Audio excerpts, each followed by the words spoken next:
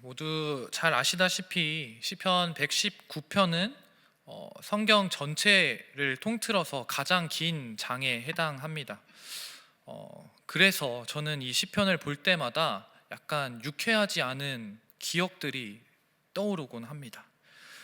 시편 중에 가장 길고 성경 중에 가장 길기 때문인데요. 어렸을 때 제가 이제 책을 읽고 어느 정도 이해할 수 있는 정도의 나이가 되었을 때부터 저희 어머니께서는 아침에 일어나면 성경을 꼭 세 장씩 읽도록 하셨습니다. 그리고 학교에 다녀오면 또 세 장을 읽게 하셨어요. 그러니까 총 6장을 초등학교 이제 1학년 정도 되는 아이가 매일 읽어야 하는 거죠. 방학에는 노니까 또 5장씩 읽어야 됩니다. 총 10장을 읽는 거죠.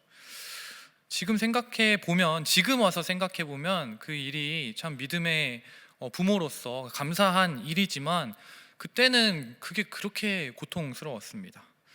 아침에 성경을 안 읽으면 밥을 안 주셔가지고 밥도 못 먹고 학교를 못 가니까 꼭 읽어야 하는 거예요. 물론 뭐 항상 매일매일 정직하게 읽었다고 제가 말씀을 여기서 못 드리겠지만 그래도 매일 읽는 게 저한테는 약간 고통스러운 일이었습니다. 이렇게 매일 읽다 보면 창세기부터 쭉 시작해서 읽다 보면 117편이 걸리는 날은 괜찮은데 119편이 걸리면 이제 하루가 피곤해지는 겁니다. 아침에 일어났는데 오늘 펼치니까 119편이면 이제 한참을 읽어야 밥을 먹고 학교에 갈 수 있는 겁니다. 비몽사몽간에 대충 급하게 읽고 학교를 갔던 기억들이 저에게 있습니다. 이러한 어떤 경건한 의식이라고 할까요? 이 의식은 제가 초등학교 때부터 고등학교를 졸업할 때까지 계속 되었습니다. 누가 징그러운지는 잘 모르겠지만 저는 이 사건이 지금에 와서 우리 오은영 박사님께 알려졌다면 가정폭력으로 신고당하지 않았을까 이런 생각을 하기도 하는데, 그리고 드디어 이제 집을 떠나서 대학을 갈 때가 되었고 저는 대학을 진학하면서 그 두려운 어머니의 감시로부터 자유를 얻게 되었습니다. 그런데 저는 신학생이 되었고 이제는 속일 수 있는 엄마의 감시로부터 벗어나서 결코 속일 수 없는 다른 분의 감시를 받게 되었습니다. 속일 수도 없고 속여서도 안 되고 속지도 않으시는 분의 감시를 제가 받게 된 거죠. 안타까운 일이라고 저는 생각합니다. 저에게는 이런 작은 고통의 기억이지만 많은 신앙의 선진들에게 있어서 이 시편 119편은 압도적인 사랑을 받았던 시입니다. 초대 교부인 어거스틴은 이 시가 너무나 큰 세계를 그려내고 있기 때문에 시편의 다른 부분의 주석들을 다 마칠 때까지 시편 119편의 주석을 연기했고 결론적으로는 이렇게 말했다고 합니다. 이 시에는 깊이를 알 수 없는 심연과 명료함 그리고 충만한 웅대함이 담겨져 있다라고 말합니다. 종교개혁가인 마틴 루터는 이 시편을 황금의 ABC라고 고백했고 설교의 황태자라고 불리는 찰스 스펄전은 이 시를 가르켜 진리의 학교다라고 고백합니다. 저는 설교를 준비하면서 제가 어릴 때부터 겪었던 비슷한 경험을 한 인물을 발견할 수 있었는데 19세기의 영국의 평론가인 존 러스킨이라는 사람이었습니다. 존 러스킨도 어린 시절에 엄격한 어머니를 통해서 이 신앙교육을 받았고 시편을 암송하는데 나중에 그가 이렇게 말했다라고 합니다. 어린 시절에 어머니가 가르쳐 주신 성경 중에서 가장 힘들고 심지어는 가장 혐오스럽기도 했던 부분인 시편 119편, 가장 길기 때문이겠죠. 그러나 지금은 저에게 가장 소중한 부분이 되었다는 게 놀랍습니다. 119편은 하나님의 율법에 대한 넘치고도 영광스러운 사랑의 열정으로 제게 가장 소중한 말씀이 되었습니다 라고 고백했다고 합니다.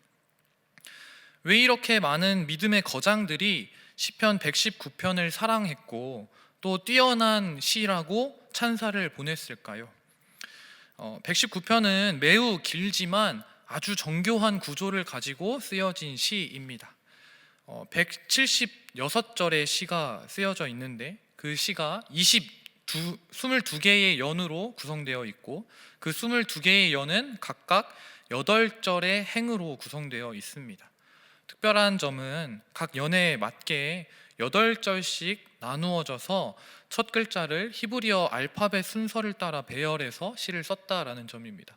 아마 표가 있을 텐데 한번 보여주시면 좋을 것 같습니다. 네, 이렇게 1년의 첫 번째 8절은 모두 첫 글자인 히브리어 첫 글자인 알레프로 시작하고 2년은 또 베트로 시작하고 3년은 김멜로 시작하고 뭐 이런 식으로 되는 거죠. 한글로 바꿔서 말하자면 기역, 니은, 디귿, 리을의 순으로 해서 8절씩 이제 176행시를 짓게 된 것입니다. 너무 대단하지 않습니까? 뭐 이렇게 예를 들어 보면은 가장 소중한 하나님 너무나 감사합니다. 뭐 나로 가면은 나에게는 하나님밖에 없음을 내가 고백합니다. 다 말할 수 없는 주님의 은혜를 사랑합니다. 뭐 이렇게 해서 기역, 니은, 디귿, 리을 해서 176개의 절을 지은 것입니다. 무서운 집착과 심혈을 기울여서 이 시를 지었다라는 것을 알 수 있죠. 저는 그래서 이 시편이 가장 길고 가장 어렵게 쓰여졌다라고 생각이 들었습니다. 시인이 이런 집착에 가까운 열정을 가지고 쓴 이 시편의 중심 내용은 다름 아닌 하나님의 말씀이었습니다. 시편 119편 176절 가운데 단 4절을 제외한 모든 절에서 하나님의 말씀과 상응하는 단어들을 우리가 찾아볼 수 있습니다. 앞에 나온 것처럼 율법, 증거, 법도, 율례, 계명, 판단, 약속 등이 하나님의 말씀을 가리키는 단어들입니다. 176절이 계속되는데 이 176절 가운데 172절이 모두 이런 말씀에 상응하고 있다라는 거죠. 하나님의 말씀이 이 시편의 중심 내용이다라는 말입니다. 그렇다면 시인은 왜 이렇게 하나님의 말씀에 집착하고 그 말씀을 사모하는 마음을 막 감추지 못해서 한 편 한 편 가나다라 순에 따라서 정성스럽게 수를 놓듯 이 시를 썼을까요? 이 시인은 언약 백성으로서 하나님의 자녀로서 인간의 참된 목적과 그 목적을 달성할 수 있는 유일한 길을 하나님의 말씀으로부터 찾았던 것 같습니다. 소요리 문답 제1문 1답은 이렇게 쓰여져 있습니다. 사람의 제일 되는 목적이 무엇입니까? 하나님을 영화롭게 하고 영원토록 그를 즐거워하는 것입니다 라고 말합니다. 그리고 이어지는 2문, 우리가 어떻게 하나님을 영화롭게 하고 그를 즐거워할 것인가를 지시하기 위해 주신 법칙이 무엇입니까? 라고 질문했을 때 이에 대한 대답은 신구약 성경에 간직된 하나님의 말씀이 우리가 그분을 영화롭게 하고 즐거워할 방법을 지시하신 유일한 규칙이다라고 말합니다. 시인은 이 소요리 문답이 작성되기 훨씬 전부터 하나님의 말씀만이 우리가 창조된 목적을 이룰 수 있는 유일한 법칙이다라는 사실을 깨닫고 이 시를 작성하게 된 것이죠. 오늘 자신의 인생을 이끌어갈 유일한 법칙으로서 하나님의 말씀에 대해 176절에 이어서 말하고 있다라는 것입니다. 오늘 바라기는 이 시간 우리에게도 시인과 동일한 마음이 물밀듯 일어나는 시간이 되기를, 하나님의 은혜가 있기를 간절히 소망합니다. 하나님의 말씀만이 우리의 유일한 길이고 우리의 유일한 규칙임을 깨닫게 되길 소망합니다. 본문 105절의 말씀을 다시 한번 큰 소리로 읽겠습니다. 시작. 주의 말씀은 내 발의 등이요 내 길의 빛이니이다. 등불 혹은 빛은 우리에게 왜 필요합니까? 왜 등불이 필요하고 왜 빛이 필요하죠? 네, 어둡기 때문에 우리가 등불을 필요로 하고 빛을 필요로 합니다. 우리가 어둠 속에서 올바른 길을 찾기 위해서 등불이 필요한 것이고 빛이 필요한 거죠. 오늘 시인의 고백에 깔려있는 이 전제는 지금 우리가 걷고 있는 이 인생의 길이 매우 어둡다라는 것을 전제하고 있습니다. 그렇기 때문에 우리에게 하나님의 말씀이라는 빛이 필요하다라는 거죠. 이사야 53장 6절의 말씀에는 이렇게 고백합니다. 우리는 다 양 같아서 길을 잃고 각각 자기의 길로 갔거늘 이라고 말하고 있습니다. 인생은 멸망의 길로 걷고 있는 우리의 모습을 보여주고 있다라는 것이죠. 이 길을 비추는 빛이 없다면 우리는 어둠 속을 이리저리 헤매이며 영원한 멸망의 길을 향해 끊임없이 나아갈 수밖에 없는 존재라고 성경은 고백하고 있는 것입니다. 세상은 이미 죄로 가득 차 있고, 그리고 그 세상에 있는 나라는 존재는 그 죄를 즐거워하면서 나의 능력으로는 이 죄의 유혹으로부터 단 한 치도 벗어날 수 없는 죄인이기 때문에 시인은 오늘 이 죄의 길, 이 어두운 길 가운데 나의 길을 밝히 비추는 등이 필요하다라고 말하고 있고, 그 등이 바로 하나님의 말씀이다라고 이야기하는 것입니다. 세상이 어둡기 때문에, 세상은 망해가고 멸망의 길로 치닫고 있기 때문에 우리는 그 어둠을 몰아내는 빛이 반드시 필요합니다. 우리를 죄로부터 벗어나게 할 수 있는 빛이 필요하다라는 것입니다. 우리가 성경을 주의 깊게 읽어보았다면 성경에서 빛이라는 단어가 얼마나 중요하게 사용되어 왔는지를 발견할 수 있습니다. 태초에 하나님께서 세상을 창조하실 때 첫 번째로 하신 말씀은 빛이 있으라라는 말씀이었습니다. 또 요한 1서에서는 하나님의 존재를 설명하면서 직접적으로 하나님이 바로 빛이시다라고 말하고 있습니다. 에베소서에서는 성도를 가르켜 빛의 자녀들이다라고 말하고 있고, 바울 사도는 로마서 13장 12절 말씀을 통해 마지막 때에, 지금과 같은 마지막 때에 그리스도인들이 반드시 갖추어야 할 무장의 상태로서 우리가 빛의 갑옷을 입어야 한다라고 권면하고 있습니다. 그리고 오늘 시인은 하나님의 말씀을 가리켜서 그 말씀이 내 발의 등이고 내 길의 빛이다라고 노래하고 있습니다. 우리는 이 교회 안에서 이 말씀을 대할 때에는 아멘이라고 화답하면서, 맞습니다, 하나님, 주님의 말씀만이 나의 발의 등이고 주님의 말씀만이 내 길의 빛입니다 라고 고백합니다. 그런데 실제 우리의 삶을 되돌아 보았을 때 정말로 그 말에 아멘하고 화답한 것이 맞는지는 우리가 잠시 생각해 볼 필요가 있습니다. 세상을 살다 보면 나의 경험과 나의 지식 또는 세상의 가치관들과 또 타인의 시선들이 기준이 되어서 우리의 길을 선택하고 나아갈 때가 너무나 많이 있기 때문입니다. 수없이 많은 그리스도인들이 세상에서 존경받고 권세 있는 사람들의 말과 가르침을 자신의 빛과 등불로 여기며 살아가고 있습니다. 때로는 우리가 가진 그 재물을 빛으로 여기며 그 재물의 빛을 따라 그 길을 걸어가기도 합니다.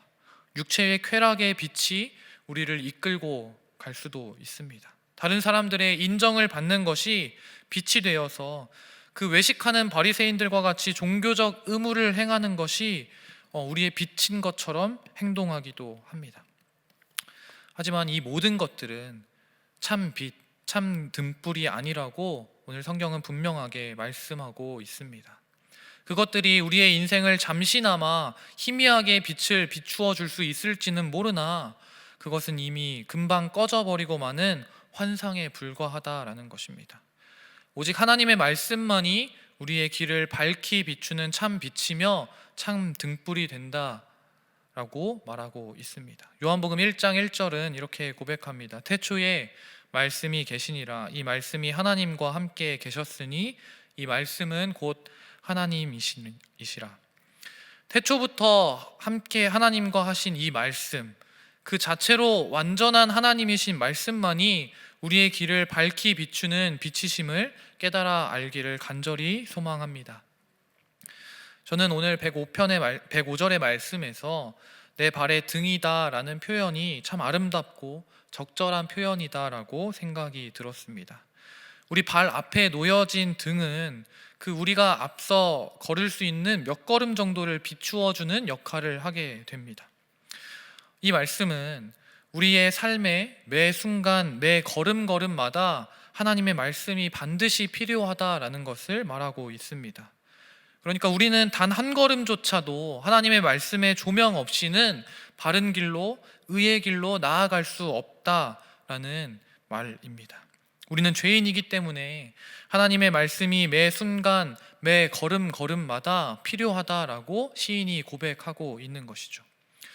칠흑같이 어두운 우리의 인생길에, 나의 인생길에 더럽고 추악한 죄로 가득 찬 나의 삶에 하나님의 말씀의 빛이 필요하지 않은 날이 단 하루도, 단 한순간도 없다라고 시인이 지금 노래하고 있는 것입니다. 사랑하는 성도 여러분, 우리의 인생길에 들고 갈 등불로 하나님의 말씀을 붙잡게 되길 간절히 소망합니다. 이 말씀의 빛은 정확하게 예수 그리스도를 바라보게 합니다. 말씀이 육신이 되어 우리 가운데 거하신 분이 바로 예수 그리스도이시기 때문입니다. 참 빛, 곧 세상에 와서 각 사람에게 비추는 빛이 바로 예수 그리스도이기 때문입니다. 그렇다면 빛을 붙잡은 성도의 삶은 어떻게 변화하게 될까요? 참 빛을 깨달은 시인은 하나님의 의로운 규례를 지키는 삶을 결단하며 나아갑니다. 빛을 붙잡았기 때문에, 참 빛을 깨달았기 때문에 자신이 나아가야 할 생명의 길이 이제 그에게 보이기 시작한 것입니다. 하나님의 말씀대로 사는 삶, 나의 모든 세상적 가치관보다 하나님의 말씀이 앞서는 삶을 살게 되었다라는 것입니다. 바라기는 우리 서울홍성의 모든 성도가 주의 의로운 규례들을 지킬 것을 맹세하며 하나님의 말씀에 사로잡혀 그 말씀을 날마다 붙잡게 되길 간절히 소망합니다. 이 법대로 살기 원하면 그 법을 우리가 잘 알아야 합니다. 날마다 하나님의 말씀을 묵상할 때에, 매일 말씀을 읽고 그 말씀을 연구할 때에 하나님의 말씀, 하나님의 법이 우리의 삶 가운데, 우리 안에 깊이 스며들게 됩니다. 그리고 그 어느새 나도 모르는 순간에 하나님의 말씀대로 사라지는 삶을 살게 되는 것이죠. 하나님의 말씀이 앞장서서 나의 삶을 이끌어주는 삶을 살게 되는 것입니다. 이것이 참된 빛을 깨닫게 된 성도의 삶입니다. 빛으로 오신 예수 그리스도를 닮은 그리스도인의 삶이라는 것입니다. 이것은 하나님의 말씀을 묵상하며 나아갈 때 되어지는 변화입니다. 이제는 우리가 우리의 의지와 우리의 노력을 올바른 방향을 향해 뻗어 나가야 합니다.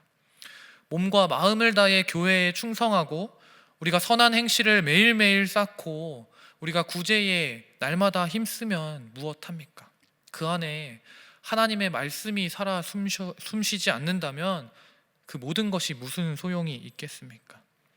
이 모든 일들은 그저 종교적 카타르시스를 누리고 도덕적 우월감을 맛보는 것에 머물러 있을 수밖에 없습니다. 말씀 없는 수고, 말씀 없는 헌신, 말씀 없는 삶은 죽은 헌신이고 죽은 믿음이다라는 것입니다. 사랑하는 성도 여러분, 우리의 열심을 다른 것이 아니라 하나님의 말씀에 온전히 집중하여 나아가기를 간절히 소망합니다. 우리가 하나님의 말씀을 사모하여 하나님의 말씀에 깊이 젖어 있을 때에 비로소 우리의 헌신이 믿음의 수고가 되는 것이고 우리의 삶이 하나님을 기쁘시게 하는 그 목적에 맞는 삶을 살게 되는 것입니다. 그렇다면 오늘 시인이 정한 그 의로운 규례들을 지키기로 결단한 자의 삶에는 어떠한 변화가 있을까요? 좀 좋은 변화가 있어야 되지 않겠습니까? 이전의 삶과 다른 의로운 규례들을 결단한 그 시인의 삶에는 복 있고 날마다 평화로운 삶이 함께 해야 하지 않겠습니까? 지금까지의 고단한 삶과는 전혀 다른 장밋빛 인생, 꿈처럼 아름다운 삶이 펼쳐져야 맞지 않겠습니까? 그런데 성경은 그렇게 말씀하고 있지 않습니다. 107절과 109절의 말씀을 통해 알 수 있듯이 그 시인의 삶은 여전히 매우 심한 고난을 겪고 있고 그의 생명은 여전히 항상 위기에 놓여져 있음을 볼 수 있습니다. 악인들이 여전히 시인을 올무에 걸려 넘어뜨리려고 호시탐탐 노리고 있다라는 것이죠. 시인은 이미 하나님의 규례를 따라 살기로 결단했는데도 불구하고 그 고단한 삶이 변하지 않았다라는 것입니다. 그런데 우리가 주목할 것은 그럼에도 불구하고 시인의 시선이 오로지 하나님의 말씀을 향해 있는 것을 보아야 합니다. 그에게는 말씀에 대한 전적인 신뢰가 있기 때문입니다. 고난이 매우 심각하지만 주의 말씀대로 나를 살아나게 하소서라는 시편 119편 106절의 고백은 내가 비록 이 고난 때문에 죽게 된다 할지라도 주의 말씀은 나를 소성시키는, 나를 다시 살게 하는 생명의 말씀입니다 라는 고백인 것입니다. 이것이 바로 우리 그리스도인들이 바로 반드시 가져야 할 부활의 신앙 아니겠습니까? 사랑하는 성도 여러분, 성경은 우리에게 고난 없는 인생에 대해서 말하고 있지 않습니다. 예수 믿으면 복 받는다, 예수 잘 믿으면 만사 형통하다, 예수 믿으면 이제 불행 끝, 행복 시작이다 라고 말하지 않는다는 것이죠. 오히려 성경은 인생이 고난의 길이고 인간은 영원한 죽음을 향해 달려갈 수밖에 없는 존재이고 수없이 많은 실패와 좌절이 우리들 앞에 놓여져 있다라고 말합니다. 디모데에게 보낸 사도 바울의 편지를 살펴보면 복음 때문에 겪게 되는 고난에 대해서 또 많이 이야기를 합니다. 디모데후서 1장 8절의 말씀을 보시면 주를 위하여 갇힌 자 된 나를 부끄러워 말고 오직 하나님의 능력을 쫓아 복음과 함께 고난을 받으라 라고 말하고 있습니다. 2장 3절에는 내가 그리스도의 예수의 좋은 군사로 나와 함께 고난을 받을지니 라고 말하고, 4장 5절에는 너는 모든 일에 근신하여 고난을 받으며 전도의 일을 하라 라고 말하고 있습니다. 그리스도와 함께하면 더욱더 고난을 받는다라는 거죠. 예수님의 복음 앞에 우리는 더욱더 고난받을 수밖에 없다라는 것입니다. 어쩌면 이 고난의 문제는 우리 그리스도인들이 결코 피할 수 없는 종류의 문제일지도 모르겠습니다. 그리고 오늘 시인은 그 피할 수 없는 고난에 대처하는 그리스도인의 바른 자세를 보여주고 있는 것입니다. 고난 앞에서 의연히 하나님의 말씀을 바라보는 것입니다. 생명의 위기 속에서도 하나님의 법도를 잊지 않고 나아가는 것입니다. 왜냐하면 하나님의 말씀만이 우리를 다시 살게 하는 생명의 말씀이기 때문입니다. 하나님의 법도만이 우리를 살리는 유일한 길이라고 그는 알고 있기 때문입니다. 시인은 말씀을 통해 그 고난 너머에 있는 하나님의 나라를 바라보는 것입니다. 우리가 고난을 두려워하는 이유가 무엇입니까? 또 우리가 죽음을 두려워하는 이유가 무엇입니까? 그 너머에 있는, 고난 너머에 있는, 우리 죽음 너머에 있는 영원한 하나님 나라에 대한 확신이, 그 나라에 대한 믿음이 없기 때문은 아닙니까? 시인은 내가 죽임당하지 않는 것, 내가 고난당하지 않는 것, 내가 올무에 걸려서 고통스러워하지 않는 것보다 더욱 중요한 것은 하나님의 말씀을 떠나지 않는 것입니다 라고 고백합니다.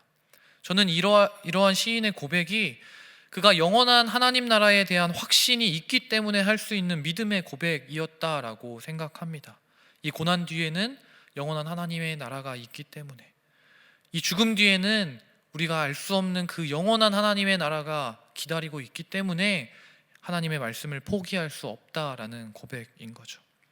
사랑하는 성도 여러분, 고난 가운데에, 역경 가운데에 말씀을 바라보는 믿음의 결단이 있기를 간절히 소망합니다.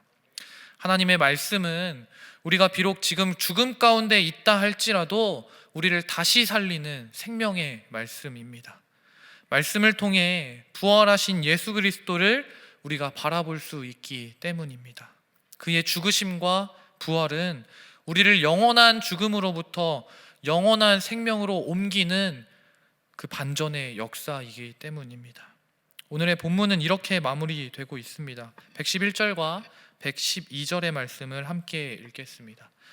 주의 증거들로 내가 영원히 나의 기업을 삼았사오니 이는 내 마음의 즐거움이 됨이니이다. 내가 주의 율례들을 영원히 행하려고 내 마음을 기울였나이다.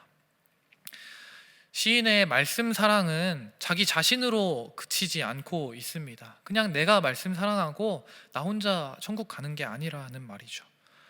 시인은 땅이나 돈, 사회적 지위 등을 자신의 기업으로 삼고 있지 않는 모습을 보여줍니다. 시인이 자녀들에게, 후손들에게 영원히 물려줄 기업으로 삼은 것은 다름 아닌 하나님의 말씀이었습니다. 세상의 어떤 것과도 바꿀 수 없는 그 영원한 가치를 지녔기 때문에 시인은 하나님의 말씀을 자신의 기업으로 삼았습니다. 대대에 물려줄 영원한 유산으로 하나님의 말씀을 선택한 것입니다. 사랑하는 성도 여러분, 우리는 우리의 다음 세대들에게 무엇을 유산으로 남겨줄 수 있겠습니까? 무엇으로 우리의 자녀들의 인생을 밝혀줄 등불 삼으시겠습니까? 세상에 썩어질 것들, 결코 영원할 수 없는 이 땅의 매인 것들입니까? 아니면 영원 전부터 영원까지 변하지 아니하고 우리에게 영원의 길을, 영원한 생명의 길을 밝혀주는 하나님의 말씀입니까? 다윗은 시편 17편에서 이렇게 고백하고 있습니다. 여호와여, 이 세상에 살아있는 동안에 그들의 분깃을 받은 사람들에게서 주의 손으로 나를 구하소서. 그들은 주의 제물로 배를 채우고 자녀로 만족하고 그들의 남은 산업을 그들의 어린아이들에게 물려주는 자입니다. 나는 의로운 중에 주의 얼굴을 배우리니 깰 때에 주의 형상으로 만족합니다 라고 고백합니다. 하나님의 말씀은 영원한 기업으로 받아들인 모든 성도들은 주님의 말씀에 매혹되며 그 말씀에 의해 살아감으로 세상의 분깃에 흔들리지 않는 믿음의 삶을 살게 되는 것입니다. 다윗의 고백처럼 저들은 세상의 분깃들로 자녀들에게 물려주고 세상의 분깃들로 영원히 살 것처럼 살아가지만 주님, 저는 그렇지 않습니다. 제가 만족하고 제가 영원한 분깃으로 남겨줄 것은 하나님의 얼굴이고 하나님의 말씀입니다 라고 고백하는 것입니다. 이 말씀에 새겨진 예수 그리스도의 증거들이 우리의 영원한 기업이 되기를 간절히 소망합니다. 그 말씀을 따라 살아가는 것이 나의 즐거움이 되고 또 나의 자녀들의 기쁨이 되어야 한다라는 것입니다. 주님의 말씀만이 내 발의 등이고 내 길의 빛입니다. 우리가 이 빛을 향해 나아갈 때, 또 이 빛을 의지하며 나아갈 때 우리의 인생은, 우리 자녀들의 인생은 우리의 어둠 속으로부터 벗어나서 길이요 진리요 생명이신 예수 그리스도를 말씀 안에서 발견하게 될 것이고, 그 예수 그리스도 안에 흘러넘치는 영원한 생수의 강을 받아 마시게 될 것입니다. 더 이상 목마르지 아니하고 결코 부족함 없는 그 영생의 선물을 받아 누리게 되길 간절히 소망합니다. 오늘 시인의 고백과 같이 우리의 마음을, 또 우리의 전 존재를 하나님 말씀을 향해 기울이기를 간절히 소망합니다. 말씀을 향해 우리의 마음을 기울인다는 것은 어떠한 상황 속에서도 하나님의 말씀을 최우선순위로 삼는 것입니다. 주어진 상황 가운데에서 역경과 환난과 고난이 아무리 심하다 할지라도 날마다 말씀을 읽고 매 순간 말씀을 묵상하며 기억하고 또 연구함으로 하나님께서 우리에게 매일 하시는 말씀에 집중해야 한다라는 것입니다. 이 말씀 안에 우리의 생명이 있고 이 말씀이 우리의 길을 인도하는 빛이 되기 때문입니다. 다가올 새해에 우리에게 이러한 결단이 있기를 간절히 소망합니다. 말씀 안에 하나님과 동행하며 말씀 안에 그리스도를 발견하는 삶, 또 말씀을 깨닫게 하시는 성령을 기도로 간구하는 2023년이 되기를 간절히 소망합니다.